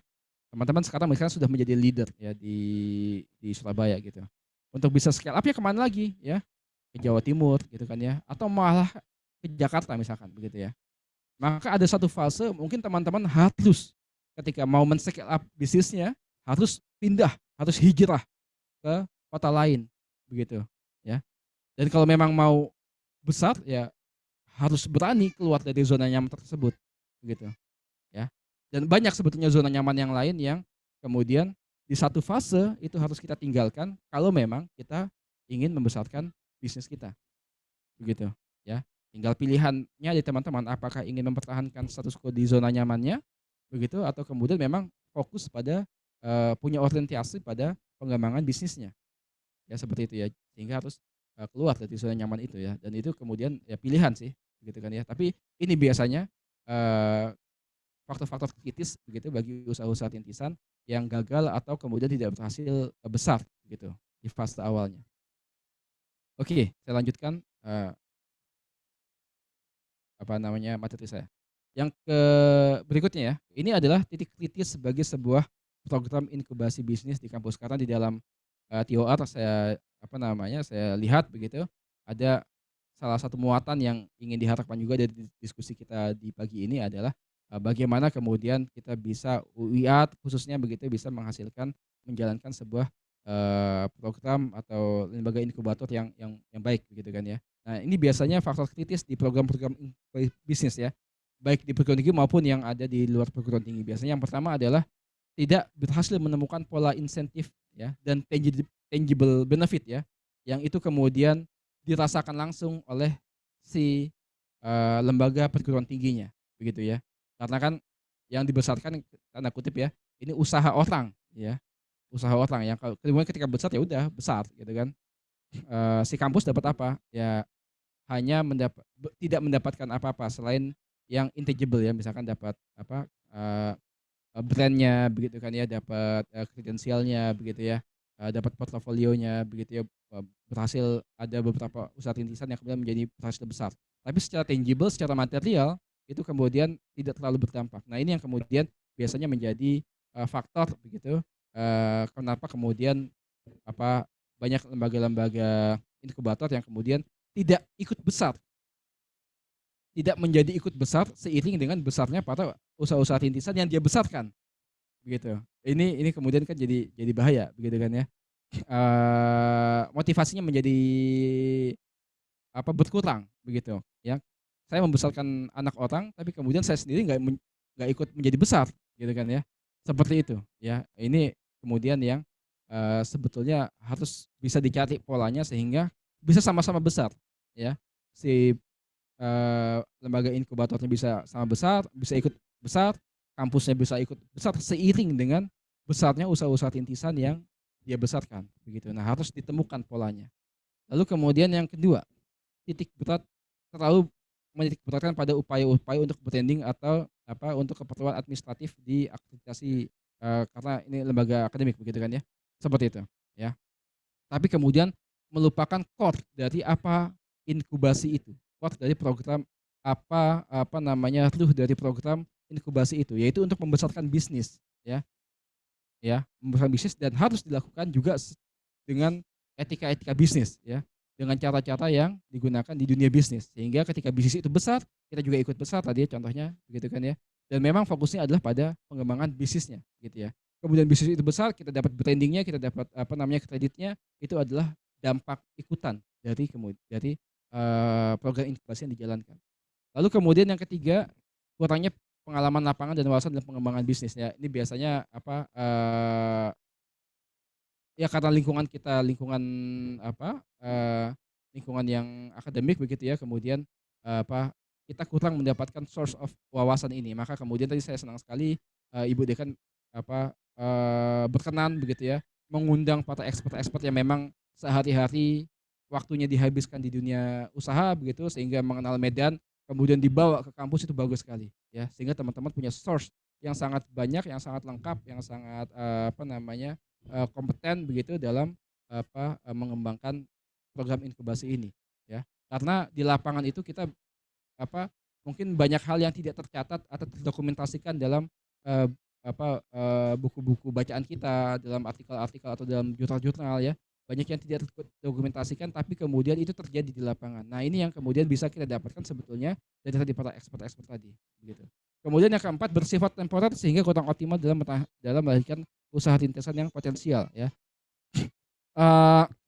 Bisnis tadi ya, ketika mau betul-betul ajak begitu, sebetulnya kalau berdasarkan statistik begitu, mungkin itu butuh waktu paling tidak 5 tahun ya, sampai dengan 10 tahun untuk membuktikan bahwa memang bisnis itu bisnis yang punya pondasi yang kuat ya, punya pondasi yang kokoh ya, dan memang bisa mandiri begitu ya. Minimal 5 tahun ya. Mereka yang bisa selamat di tahun kelimanya begitu punya peluang yang lebih besar bisa selamat di tahun ke-10-nya. Ya, seperti itu. Dan mereka yang selamat di tahun ke-10 begitu ya, punya peluang untuk bisa menjalankan itu sampai dengan 20 tahun, 30 tahun. Begitu kan ya. Seperti itu. Tapi kemudian bisnis yang sudah usianya 20 tahun, 30 tahun itu punya tantangan lain ya, punya jurangnya lain, jurangnya lagi ya, beda, punya tantangan yang berbeda lagi. Kenapa? Karena para foundernya sudah mulai tua. Para foundernya sudah mulai tua, sudah mulai tidak lagi kuat ya. Sudah mulai tidak lagi tajam begitu kan ya, dan sebagainya begitu ya. Maka kemudian tantangannya adalah bagaimana mendapatkan regenerasi yang tepat yang bisa melanjutkan usaha itu sehingga bisa berusia 50 tahun, 100 tahun gitu kan ya. Seperti itu ya.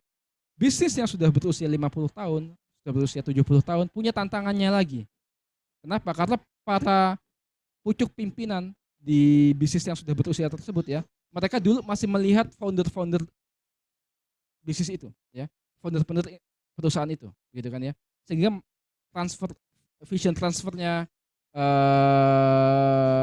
value dari bisnis itu begitu ya, masih bisa mereka dapatkan ya secara baik begitu ya. Menjadi tantangan adalah ketika harus melanjutkan ke generasi ketiga ya. Mereka yang secara vision ya nggak tahu nih perusahaan dulu foundernya siapa, tahu tapi mungkin nggak kenal, tidak bersentuhan ya, tidak bertemu secara langsung begitu kan ya, sehingga punya visi yang lemah begitu. Nah, di usia 100 tahun ketika sebuah perusahaan sudah bisa berjalan lebih dari 100 tahun ya, maka kemudian peluangnya akan menjadi lebih besar, perusahaan itu bisa usianya bisa panjang banget gitu kan ya, bisa sampai 200 tahun ya. Kita banyak lihat beberapa perusahaan begitu kan ya, usianya sudah 300 tahun begitu kan, dan sampai sekarang masih ada begitu ya, sudah 150 tahun sampai sekarang masih berjalan begitu ya. Dan perusahaan-perusahaan yang kecil itu umumnya akan ya sudah punya sistem yang bagus begitu kan ya, sehingga ya bisa terus berjalan begitu ya. Nah, tapi beda dengan perusahaan-perusahaan rintisan begitu ya. Nah, ini kemudian tapi masalahnya adalah kita dibatasi oleh waktu ya. Kita nggak bisa selamanya mendampingi sebuah perusahaan rintisan kan ya. Kita juga punya masa kerja begitu kan ya. Nggak bisa kemudian setahun gagal, setahun belum kelihatan nih hasilnya, tambah 2 tahun, 3 tahun gitu kan ya. Biasanya program-program inkubasi kan apa apa tidak selamanya begitu ya, tapi temporer ya, tergantung waktunya ya. Ada yang 6 bulan ya, ada yang 3 bulan begitu ya. Ada memang yang memang menemukan pola yang bagus sehingga dia bisa agak lebih lama gitu kan. Seperti itu. Tapi kemudian ketika program inkubasi itu berjalan temporer, maka kemudian tantangannya di sini ya. Kurang bisa optimal dalam proses pendampingan itu, coachingnya itu, mentorshipnya itu, begitu ya. Ya. Nah, maka kemudian harus dicari polanya sehingga optimal dalam tempo yang singkat, tapi kemudian dampaknya besar, ya. Seperti itu, dampaknya besar dan kemudian memang memberikan manfaat balik yang itu sama besarnya, begitu ya. Yang kelima adalah tidak mampu membangun nilai dari usaha rintisan hasil program inkubasi ya. Tadi usahanya besar, yang diinkubasi besar, tapi kemudian apa namanya dampak dari program itu sebetulnya kecil gitu ya, misalkan gitu ya. Jadi mungkin mereka besar ya karena memang memang bagus begitu kan ya, seperti itu. Atau kemudian faktor lain yang membuat sebuah lembaga inkubator itu menjadi penting adalah pada proses kurasi ya, pada proses kurasi menemukan rintisan-rintisan bisnis yang memang itu potensial ya dan akan menjadi besar ya. Dan ketika ada kontribusi dari si lembaga inkubator ini di usaha tersebut ya, maka ketika usaha itu besar ya dan kontribusi itu memang sangat sangat krusial di awal-awal, mereka pastinya juga akan balik lagi gitu ya, akan mau support ya, akan kasih support balik ke si usaha rintisan itu. Atau kemudian ketika misalkan si usaha rintisan mau masuk ke fase berikutnya dari usahanya, masuk ke investasi seri A, masuk ke investasi seri B, begitu kan ya. Faktor krusial lain adalah, faktor penting lain adalah dari sebuah lembaga inkubator yang menginkubasi startup tersebut adalah di kredensial kurasinya, begitu ya. Ada perusahaan-perusahaan rintisan yang ada lembaga-lembaga inkubator begitu yang orang kenal ya, kalau lulusan dari situ ya, dia pernah ikut inkubasi di situ begitu ya, dan kemudian dia selesai gitu ya, atau kemudian didampingi sampai fase investasi begitu, maka kemudian sudah orang-orang para investor gitu sudah yakin, oh ini perusahaan ini bagus nih ya, karena diinkubasi oleh inkubator tertentu gitu kan ya. Ya, seperti itu ya. Nah, itu yang kemudian harus bisa juga dibangun oleh sebuah perusahaan sebuah lembaga inkubator. Nah, ini beberapa contoh case study yang saya secara personal begitu terlibat di dalamnya begitu ya. Ini ada Vokasia, ini saya bersama Siti Asia mengembangkan satu startup Vokasia begitu ya. Kemudian ada Zia Zainura, ini kemarin kita dampingi dalam proses investment pitchingnya begitu ya, round pertama ya, karena mereka memang ini bisnis yang early stage tapi kemudian punya potensi yang baik begitu. Kemudian juga yang ada namanya Meika, ini juga startup di bidang media begitu ya, produksi konten terkait dengan properti dan sebagainya. Dan yang terakhir Banjaran ini ya, Banjar Farm ini sebenarnya belum nama aslinya karena ini masih awal sekali juga begitu ya, tapi di bidang peternakan begitu. Nah, ini Vokasia ini 2019 mereka mulai begitu. Sebetulnya konsepnya adalah education platform begitu ya, online platform untuk untuk course ya, untuk kursus dan sebagainya begitu ya. Ya 2019 kita dampingi dan sekarang traksinya sudah mulai bagus begitu ya. Konten-kontennya juga sudah mulai banyak begitu ya. Ya, tapi dari situ ya tentu saja masih banyak PR-nya ya, tapi kemudian ini kita dampingi dari awal gitu, sangat awal sekali begitu ya. Ini sekarang sudah mulai kelihatan bentuknya gitu ya. Berarti sudah 3 tahun ya, sudah 3 tahun kita dampingi, karena memang seperti itu ya, tidak bisa kemudian selesai setahun 6 bulan begitu ya, kemudian selesai kelihatan, mungkin baru kelihatan di tahun ketiga, tahun keempat begitu ya. Seperti itu, tinggal kemudian bagaimana si foundernya, ya, para foundernya ini punya visi yang kuat ya. Karena kalau nggak tahan begitu ya, kemudian ya bubar timnya tadi ya, timnya bubar, ya udah nggak jalan lagi begitu ya. Maka kemudian bagaimana menemukan para tim ya, para founder-founder yang punya leadership yang bagus dan punya visi yang memang kuat begitu. Kemudian Zainura ini kebetulan adik kelas saya ya, suami istri begitu, Fatabi dan Ulfi ya, sudah start bisnis ini sebetulnya 2 tahun begitu ya. Karena memang mereka basicnya punya background yang bagus di bidang fashion begitu ya, dari keluarga mereka begitu, kemudian mereka jalankan brand mereka sendiri Zia Zainura dalam 2 tahun sebetulnya ya bisa berjalan ya 2 tahun begitu kan ya. Ini juga menjadi bukti bahwa memang mereka berdua punya visi yang bagus begitu, tapi kemudian di tahun ketiga ini mereka mau scale up bisnisnya ya. Gimana caranya? Faktor krusial dari bisnis mereka adalah mereka butuh support modal yang lebih besar dari kapasitas modal yang mereka punya ya. Karena peluangnya biasanya kalau ini kan usahanya di baju ini ya, baju pasangan ya, sarimbit begitu, baju muslim begitu ya, maka biasanya peluangnya paling besarnya adalah di Ramadan gitu kan ya. Di bulan puasa menjelang Idul Fitri begitu. Ini marketnya bagus banget ya, dan mereka harus mampu menangkap demand yang besar itu di bulan Ramadan ini begitu ya. Tapi kemudian kapasitas permodalan mereka tidak sebesar itu ya, maka kemudian mereka butuh support ya, maka kemudian kemarin saya dan partner saya dampingi begitu, kita buka satu pitching session gitu kan ya, undang beberapa calon investor yang memang tertarik begitu ya. Dalam satu malam ya alhamdulillah lumayan ya, bisa di atas 200-an juta begitu terkumpul untuk pengembangan bisnis mereka di session Ramadan ini begitu. Lalu kemudian ini Meika, ini juga salah satu portofolio saya dan partner saya begitu. Ada satu usaha rintisan begitu ya di bidang konten creator ya, produksi konten begitu. Tapi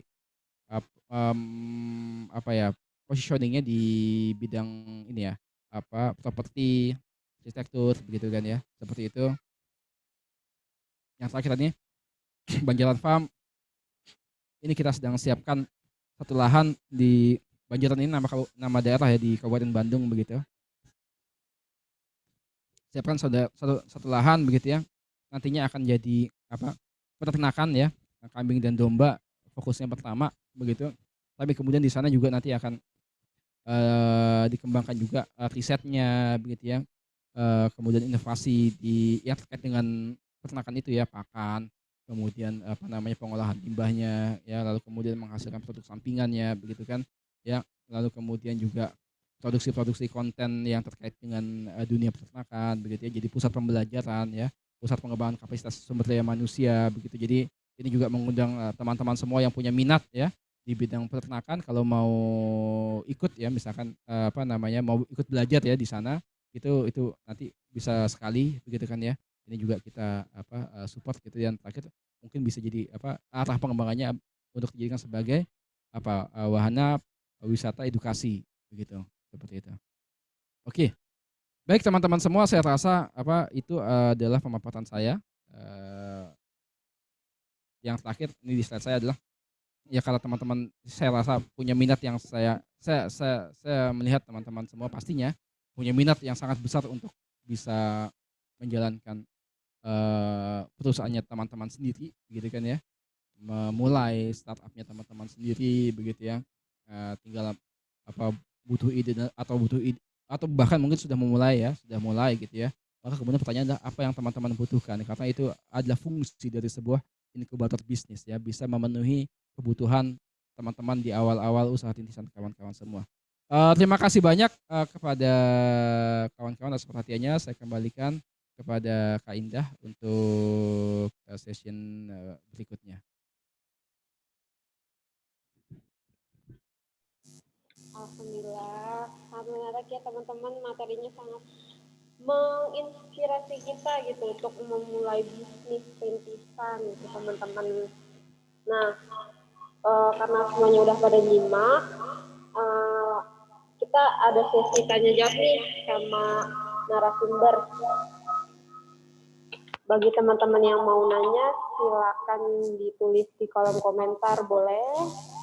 Mau raise hand pun atau mau langsung open mic boleh. Jadi langsung nanya ke narasumbernya itu boleh. Silakan teman-teman. Yuk.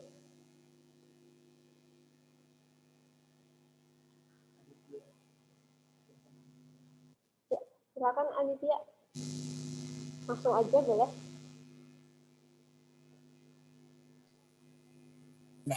Mbak mau nanya kepada Bapak siapa tadi narasumbernya?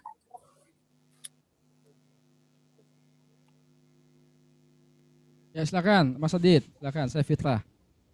Pak Fitrah mau nanya Pak, saya sharing sedikit sebelumnya. Saya mendirikan usaha di bidang sektor kerajinan ya Pak ya. Itu saya sudah dirikan lama, cuma saya rasa kelamaan gitu. Jadi sudah dari sejak 2014, cuma sampai saat ini saya rasa masih prematur karena yang saya rasakan saya memiliki demand yang besar gitu. Cuma karena SDM-nya saya tidak bisa membuat tim karena kan kerajinan saya ini manual gitu. Yang saya jual adalah seni gitu. Jadi apa yang saya butuhkan gitu Pak. Saya tuh pengen punya produk yang bisa mass production gitu, produksi massal. Jadi saya nggak keteteran sendiri dan bisa saya bikin tim gitu Pak. Atau saya harus aplikasikan basic saya ini di media lain gitu yang bisa produksi massal. Mungkin itu Pak. Terima kasih Pak. Boleh langsung dijawab Pak. Oke, baik, terima kasih. Oke, makasih Mas Adit ya. Sebenarnya saya mau nanya Mas Adit, usahanya tadi apa kerajinan ya? Iya Pak. Nah ini arahnya gini. Kalau di kerajinan itu maka biasanya ada dua kelompok besar gitu ya, dua jenis model bisnis ya. Yang pertama Mas Adit mau bikin kerajinan itu sebagai produk seni ya, sebagai produk seni atau sebagai produk kria ya, kerajinan tadi yang sifatnya massal gitu. Karena ini dua hal yang berbeda nih gitu ya. Kalau memang mau jadi produk seni begitu, maka mungkin timnya nggak akan banyak ya. Timnya memang orang-orang yang ngerti seni, tahu cara menjual produk seni begitu ya. Mas Adit sebagai pengrajinnya begitu ya, menjual sebuah barang seni yang nilainya sangat relatif ya. Barang seni itu kan nilainya relatif ya. Ya. Dan tidak diproduksi massal memang gitu ya. Cuman bikin satu begitu, tapi kemudian menemukan peminatnya ya, menemukan peminat si barang itu ya, untuk dijadikan sebagai koleksi, dihargai mahal. Jadi bikin satu batang gitu, kemudian dihargai sangat mahal ya, karena produksi ini kan seperti itu begitu kan ya. Atau mau dijadikan sebagai produk mass production gitu ya. Ya bikin, berarti harus bikin banyak jenisnya, variasinya ya. Yang itu kemudian memang diproduksi secara massal, didistribusikan ya secara luas begitu ya, dengan menggunakan jalur pemasaran yang berbeda juga dengan tadi bagaimana memasarkan produk seni. Nah, ini mau di mana nih? Mau yang tadi kerajinan jadi kerajinan yang sifatnya seni gitu ya, atau kerajinan yang sifatnya jadi kerajinan yang mass production gitu ya. Bentuknya banyak macam-macam ya, tergantung nanti mau di mana nih positioningnya terlebih dahulu. Di mana Mas Adit? Bisa cerita mungkin? Ya, kalau membicarakan untuk yang produk satu itu eksklusif gitu ya Pak ya, produksinya sedikit tapi harganya ya itu mahal karena emang tidak produksi banyak. Itu kendalanya mungkin kalau lagi ada, cuma kalau lagi nggak ada. Nah, saya pengen menjaga pemasukan yang istilahnya cash flow-nya supaya jalan terus gitu Pak. Atau saya membuat beberapa pilihan lini produk gitu Pak. Oke, jadi memang berarti punya kondisi nih ya, Mas Adi punya kondisi adalah harus menjaga cash flow supaya sustain lah ya setiap saat gitu kan ya. Ada cash in-nya masuk begitu kan ya, sehingga cash out-nya bisa tertutupi begitu kan ya, seperti itu. Ya. Ya sebetulnya kalau masalahnya di situ sebetulnya baik produk yang sifatnya tadi ya seni begitu ya. Karena produk yang seni ini sebetulnya bukan hanya masalah kenapa kemudian nilainya baik karena nilainya mahal, nilainya tinggi begitu, bukan hanya masalah di produksinya yang sedikit gitu ya. Tapi di nilai sentuhannya yang itu bisa dihargai orang begitu ya. Ada seorang pemahat begitu ya. Dia bisa bikin patung yang sangat detail sekali gitu ya. Mungkin bikinnya lama berbulan-bulan, sebulan, 2 bulan, 3 bulan ya. Tapi hanya bikin satu patung begitu ya. Kemudian dibawa ke pameran gitu kan ya. Dilihat oleh para kolektor batang seni, melihat nilainya memang sangat detailnya sangat bagus begitu, dihargai mahal ya. Tapi selama masa produksinya mungkin dia suffering ya. Dia suffer gitu ya. Ya secara bisnis kita sebut suffer gitu ya. Dia menderita begitu ya. Karena apa? Ya karena belum ada cash in yang masuk gitu ya.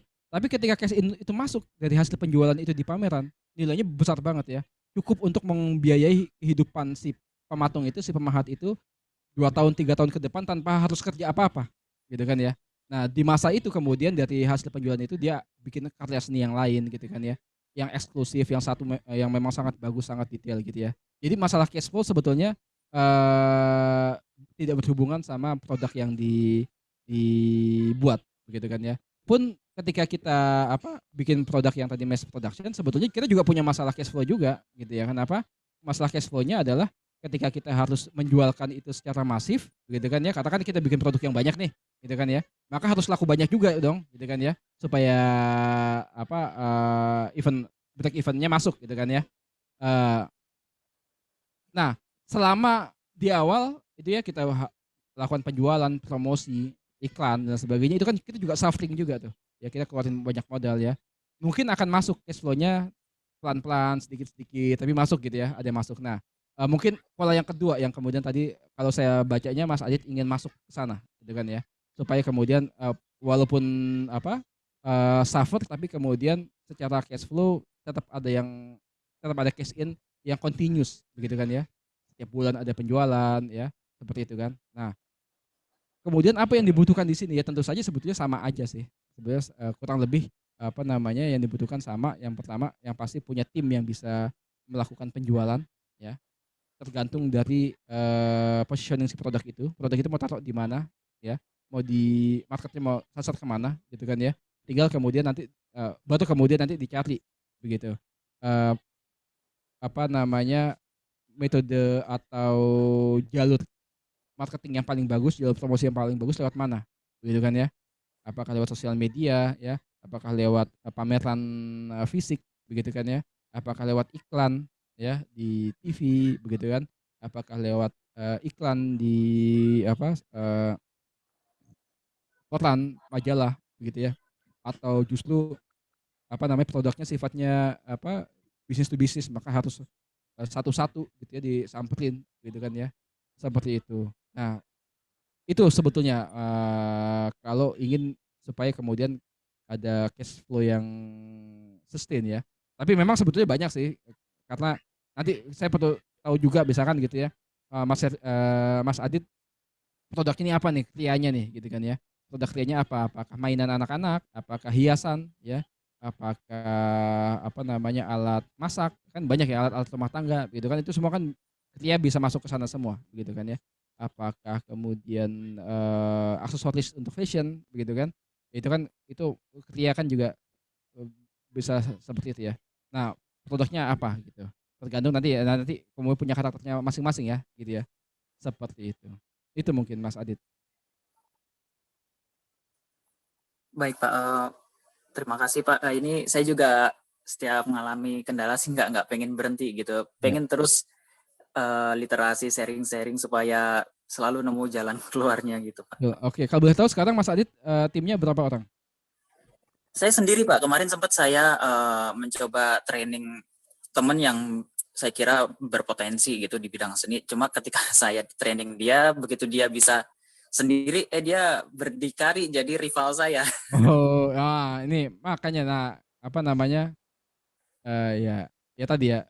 Kalau boleh tahu produknya apa? Maaf, ini bisa diputar nggak ya Pak? Sebentar. Oh ya silakan. Ada video mungkin. Saya tuh di miniatur, Pak. Miniatur ini saya Oh, custom ini ada lombanya juga, ada kontesnya, dan ini pasarnya luas. Ini ya. saya lukis manual, Mm. terus ada airbrush juga gitu, Pak. Oke. Oke, jadi painting lah ya ininya ya. Painting, iya, Pak. Oke. Keren keren keren keren. Jadi yang di painting ini adalah yang pertama apa namanya Miniatur. miniatur ya. Mobil-mobil, kemudian mungkin action figure gitu ya. Betul. Kemudian sama tadi airbrush untuk yang lebih besar, motor dan sebagainya gitu ya. Itu keren sih, keren keren. Ya. Eh, apa namanya? Ya potensinya bagus ya. Marketnya sebetulnya itu punya apa? Punya market yang khusus ya. Tapi kemudian market yang khusus itu biasanya lebih loyal ya, beda sama produk yang marketnya terlalu luas begitu, terlalu wide ya, biasanya kurang loyal karena banyak brand yang masuk di sana kan ya. Tapi kalau yang kayak gini biasanya marketnya lebih spesifik, tapi kita akan lebih mudah untuk jualan. Nah, Saya juga merasakan ini personal branding ngaruh banget gitu, Pak. Ada pengrajin di luar sana yang branding personal brandingnya dia udah bagus, dia jual dengan harga suka-suka, memang luar biasa banget gitu. Satu produk ya. bisa sampai 30 juta. Nah itu tadi ketika orang sudah punya brand, sudah punya nama begitu ya, bahkan bikin produk yang menghasilkan sesuatu yang jelek pun itu bisa jadi nilai yang mahal gitu kan Iya, ya. konsumen mungkin gini. Ini loh, saya punya produknya si A, dia bangga gitu. Harga berapa juga Betul. beli Kata yang dijual namanya begitu kan ya. Ya. Mas namanya. Iya. Mas Adit udah punya brand. Brandnya apa yang dipakai? Eh, saya ada, Pak. Saya sedang kembangin di Instagram. Hmm? Saya lebih ke personal branding sih, Pak. Lebih ke Oke. Oh, menjual. Mas Aditnya sendiri gitu ya. Iya, Personal sayanya artinya sendiri. yang di branding adalah personal Mas Aditnya gitu kan ya. Betul, Pak. Oke. Oh, kalau gitu nanti ada strateginya. Ada strategi. Kan beda ya membrand sebuah nama brand begitu kan ya. Sama membrand kita sebagai personal itu nanti ya strateginya beda lagi gitu kan ya. Gitu. Tapi ya dua-duanya bagus gitu kan ya. Dua-duanya bagus ya. Berarti kalau begitu memang kalau memang yang mau diangkat adalah personal brand ya, Mas Didi harus bisa memposisikan diri sebagai orang yang seperti pelukis gitu kan ya, seperti pelukis begitu. Ketika kita sebut namanya misalkan siapa pelukis yang terkenal Basuki Abdullah gitu kan ya. Saya punya lukisannya Basuki Abdullah begitu kan ya. Itu saya senang banget tuh. Saya bisa mau beli lah harganya kalau dijual 10 miliar juga saya beli gitu kan ya. Seperti tapi kemudian untuk menjadi seorang Basuki Abdullah yang namanya terkenal itu begitu. Itu dia si Pak Basuki Abdullah itu juga juga tidak mudah ya. Banyak sekali lukisan-lukisannya yang itu juga nggak laku begitu ya. Yang jadi masterpiece paling cuman berapa ya? Cuman beberapa ya. Yang itu menjadi masterpiece begitu ya. Begitu juga nanti Mas Adit ya. Ketika Mas Adit ingin menjadi seorang Aditya, namanya siapa lengkapnya? Eka Aditya. Eka Aditya, seorang painter ya yang terkenal begitu ya. Maka jangan berkecil hati, jangan putus asa bahwa tidak semua produknya akan jadi masterpiece begitu. Tapi terus mencoba sampai ketika dapat satu masterpiece kita sebut sebagai pecah telur gitu ya. Pecah telur ada satu yang jadi masterpiece begitu. Maka kemudian berikutnya akan lebih mudah lagi menghasilkan masterpiece berikutnya. Ya, tapi ya itu adalah proses ribuan jam begitu kan ya, berulang gitu ya untuk bisa menghasilkan itu. Ya sabar-sabar aja, semangat terus, keren banget sih produknya. Apalagi tadi sudah punya, kalau boleh bilang jangan bilang kalau yang tadi sudah dididik temennya gitu ya, kemudian jadi pesaing gitu ya. Mas Adit punya pahala di situ ya karena Iya, Pak. membuat Niatnya di situ orang, juga. ya Mas Adit punya orang yang dia bisa menghidupi dirinya dari keahlian yang masih ada ajarkan ya. Jadi jangan Siap. dianggap sebagai pesaing tapi anggap dia itu jadi maksudnya jadi menantang diri Mas Adit untuk bisa lebih inovatif lagi gitu kan ya. Seperti Betul, betul. Iya. itu sih. Terima kasih, Pak, untuk pencerahannya dan motivasinya. Mungkin selanjutnya rekan yang lain. Terima kasih Terima banyak. kasih banyak, Pak. Siap. Sama. Iya. Untuk selanjutnya ada lagi yang bertanya ini Pak di kolom chat. Saya bacakan ya Pak. Terima kasih atas pemaparan yang luar biasa sekali Pak Fitra. Perkenalkan, nama saya Andrew Darwis dari kader inti Pemuda Anti Narkoba atau KIPAN. Provinsi Aceh. Izin bertanya Pak, apakah program inkubator bisnis ini secara model mirip dengan outsourcing sehingga di belakang ada perusahaan atau investor yang siap memberikan modal untuk para usahawan baru? Oke, baik. Baik, terima kasih. Indah.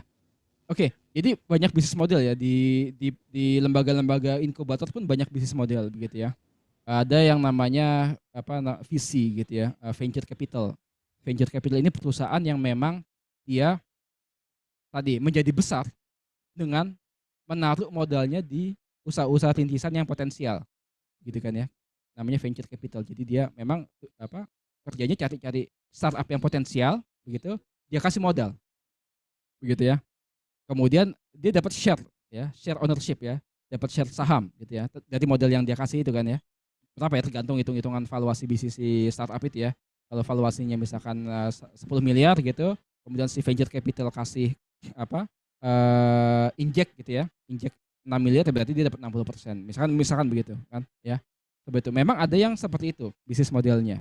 Begitu, sebagai venture capital.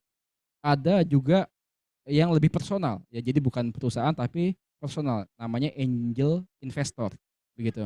Ini biasanya lebih lebih early stage lagi, jadi untuk startup yang memang baru banget ya, sangat baru begitu, belum bisa mendapatkan venture capital gitu ya, belum bisa dijual valuasi perusahaannya begitu, maka yang dicari adalah angel investor ya, jadi personal yang punya uang banyak begitu kan, punya uang banyak, kemudian banyak uang anggurnya begitu.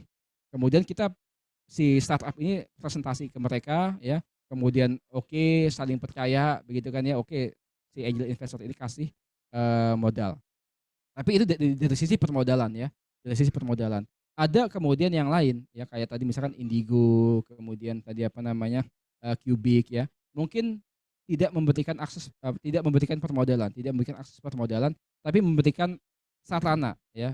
Anda butuhnya apa? Anda butuhnya kantor, Anda butuhnya tempat, Anda butuhnya coaching, Anda butuhnya mentorship, Anda butuhnya teknologi begitu. Oke, kita kasih begitu kan ya.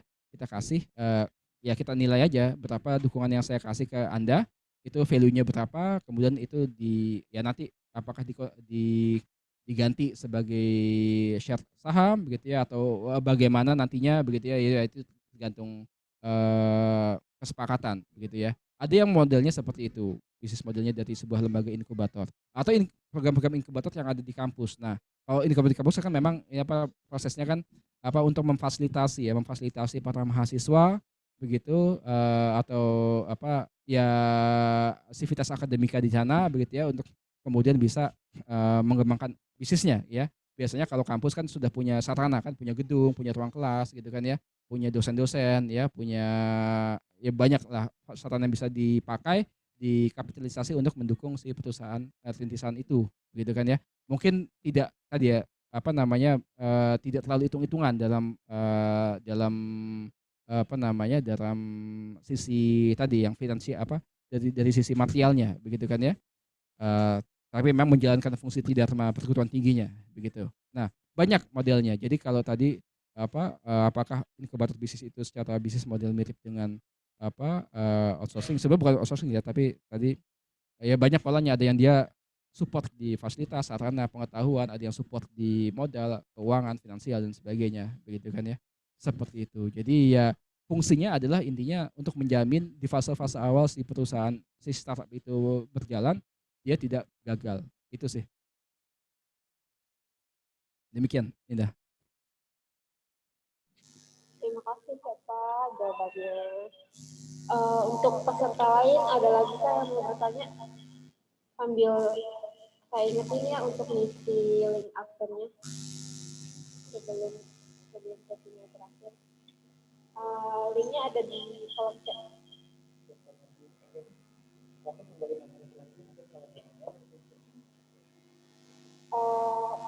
Waktunya tinggal 5 menit lagi nih. Kemungkinan kalau udah nggak ada yang mau bertanya, kita tutup aja kali ya. Sebelum kita closing nih, mungkin dari narasumber kita ada closing statement. Oke, baik. Terima kasih, Indah. Mungkin closing statement dari saya sebagai penutup begitu. Terima kasih banyak. Yang pertama saya sampaikan kepada Fakultas Ekonomi Bisnis UIA, kepada Ibu Dekan, kepada Indah sebagai moderator, kepada teman-teman semua, kepada Mas Herianto kawan saya di UIA begitu. Senang sekali bisa sharing. Nah, mungkin penutup dari saya adalah begini. Ke depan eranya katakan semua begitu ya, bahwa teknologi memberikan kita peluang yang belum didapatkan oleh orang-orang di generasi sebelum teman-teman semua gitu. Jadi kalau boleh dibilang sekarang kita punya kesempatan yang sama gitu ya, baik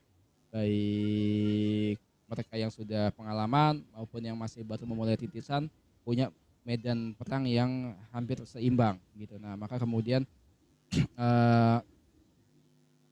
manfaatkan itu begitu, dan sekarang usaha-usaha lembaga-lembaga inkubator sudah banyak di mana-mana, teman-teman bisa ikuti itu ya sebagai jalan ya untuk bisa men-scale up bisnisnya teman-teman semua. Tapi yang penting adalah teman-teman harus punya nilai tambah yang baik ya, yang kemudian membuat usaha yang teman-teman jalankan itu memang kemudian layak untuk di scale up ya. Jangan sampai kemudian usahanya ya sama aja dengan yang lain, tidak ada nilai tambahnya, tidak ada uniqueness-nya begitu ya, tidak ada value proposition yang membedakan dengan usaha yang lain, ya sama-sama aja begitu ya. Maka kemudian itu khawatir bisa gampang tergerus gitu ya. Lalu kemudian yang tadi bisnis model di slide saya ada 2 slide ya. Yang pertama tadi ada slide tentang peran inkubator dalam usaha rintisan. Yang kedua titik kritis ya dalam usaha rintisan. Di titik kritis saya tidak masukkan bisnis model sebagai titik kritis. Kenapa?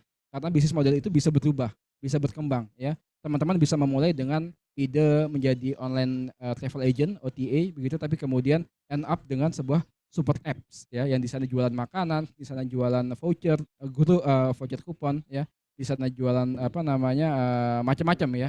Teman-teman bisa memulai dengan ide menjadi penyalur layanan ojek online, tapi kemudian tiba-tiba menjadi super apps yang jualan makanan, kirim barang gitu kan ya. Itu yang terjadi di Gojek dan Traveloka ya. Traveloka mungkin awalnya online travel agent, tapi kemudian sekarang sudah beyond, lebih luas dari online travel agent.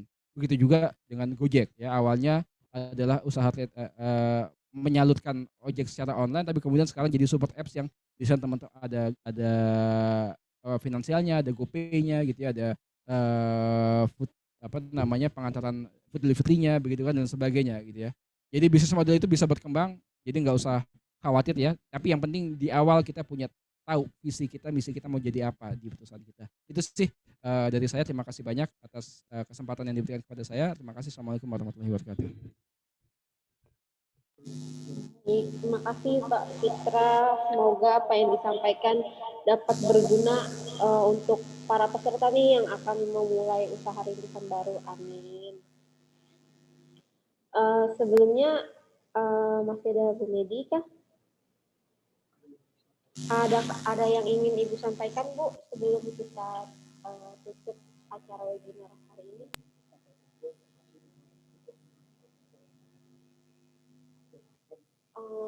Mungkin Bu Medi udah nggak ada ya. Oke, kita ini dulu yuk untuk mengabadikan momen kita foto bersama. Mungkin para peserta bisa open kamera sebentar untuk kita foto bersama.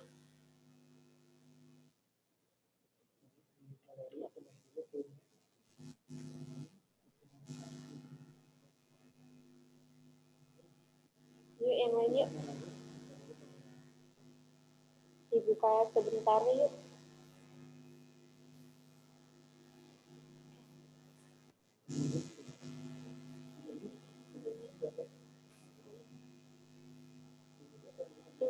Untuk Bu Medi, apakah mau ada yang disampaikan itu sebelum kita?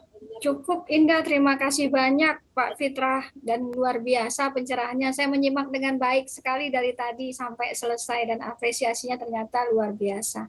Terima kasih banyak sekali lagi Pak Fitra, dan mudah-mudahan sukses buat kita semua yang hadir pada hari ini, dan mahasiswa semangat ya. Pencerahan dari Pak Fitra tadi bisa kita segera lakukan aplikasinya.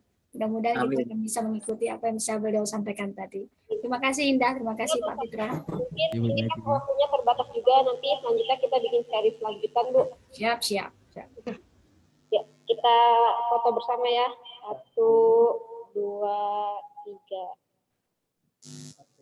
Sekali lagi. 1, 2, 3. Ya. Oh ya, satu lagi. 1, 2, 3. Baik, terima kasih ya teman-teman semua. Alhamdulillah tidak terasa kita telah sampai di penghujung acara. Demikianlah rangkaian acara webinar membangun inkubator bisnis dan teknologi di perguruan tinggi. Terima kasih kepada seluruh pihak yang telah berpartisipasi untuk terselenggaranya acara webinar ini, khususnya untuk tim kreatif FEB UIA, para peserta, dan narasumber kami. Terima kasih juga untuk Bu Median yang sudah mengikuti acara sampai akhir. Saya mewakili Fakultas Ekonomi dan Bisnis UIA, mohon maaf apabila terdapat kekurangan dan kesalahan selama proses acara berlangsung. Kami pamit undur diri. Wassalamualaikum warahmatullahi wabarakatuh dan sampai jumpa. Waalaikumsalam. Waalaikumsalam warahmatullahi wabarakatuh. Waalaikumsalam. Pamit Fitra, semuanya. terima kasih banyak ya. Ya Kang Allah. Heri, Kang Heri. Nanti kita nanti lanjut lagi di WhatsApp ya. Siap, insyaallah. Baik, Terima kasih Pak terima kasih banyak. Fitra. Ibu Medi. Terima kasih banyak Ibu Pamit. Medi. Terima kasih baik. Terima kasih Pak Heri. Terima kasih Ibu Indah. Sama-sama. Siap. Mudah-mudahan kita bisa lanjut buat bikin Iya. program lagi nih inkubasi bisnis. Siap. Mari Assalamualaikum. semuanya.